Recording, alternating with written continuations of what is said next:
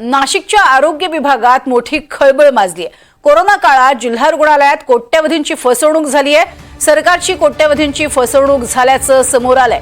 जिल्हा शल्यचिकित्सक अधिकारी अडचणीत आलेत। नाशिक जिल्हा रुग्णालयात सुमारे 11 कोटींचा घोटाळा झालाय। नाशिक आरोग्य विभागात त्यामुळे मोठी खळबळ माजली आहे। अधिक माहिती घेऊयात प्रांजल कुलकर्णी यांच्याकडनं। प्रांजल, काय अधिक माहिती? तज्ञ खरंय, कोरोना काळामध्ये खरं तर जिल्हा रुग्णालयामध्ये जो काही कारभार सुरू होता तो चर्चेत आलेला होता। अधिवेशनात देखील यावरच्या तक्रारी जाऊन पोहोचलेल्या होत्या। दरम्यान हा जो काही घोटाळा समोर आलेला आहे तो साधारणतः 2021-22 या काळातील आहेत।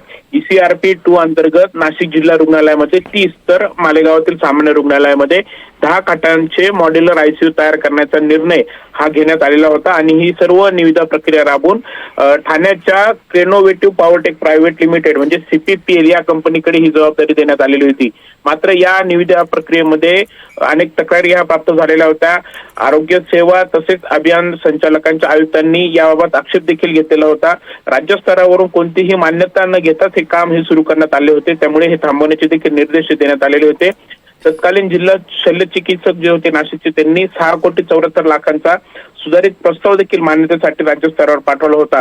दरम्यान हे संपूर्ण जे काही निविदा प्रक्रिया होती ही संशयास्पद होती। हे सर्व काही संशयास्पद होतं आणि त्यामुळे या प्रकरणाची सखोल चौकशी देखील करण्यात आलेली होती आणि अखेर आता जुलै महिन्याच्या अखेरीसच नाशिक जिल्हा परिषदेच्या मुख्य कार्यकारी अधिकाऱ्यांनी सध्याचे जे जिल्हा शल्य चिकित्सक आहेत त्यांना गुन्हा दाखल करण्याचे निर्देश देण्यात आले आहेत। तत्कालीन जे काही जिल्हा शल्य चिकित्सक होते तसेच मुख्य प्रशासकीय अधिकारी, इतर अधिकारी आणि कर्मचारी जे कोणी यामध्ये जबाबदार आहेत त्यांच्यावरती गुन्हा दाखल करण्याचे निर्देश देण्यात आलेले आहेत। यासोबतच विशेष म्हणजे जिल्हा रुग्णालयातीलच एक कर्मचारी आहेत त्यांचे नातेवाईक देखील या कंपनीमध्ये सहभागीदार आहेत आणि हे देखील कुठेतरी कायद्याचं उल्लंघन असल्याचं समोर येतंय। त्यामुळे एकंदरीतच आता आरोग्य विभागामध्ये खळबळ उडालेली आहे। संबंधित जी ठाण्याची कंपनी आहे तिने राज्यात अनेक ठिकाणी असे टेंडर मिळवल्याची देखील माहिती मिळते, त्यामुळे या घोटाळ्याची व्याप्ती ही मोठी देखील असण्याची शक्यता आहे।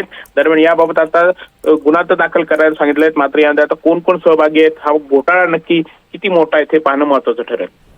नक्कीच तुर्तास धन्यवाद या संपूर्ण माहितीसाठी प्रांजल।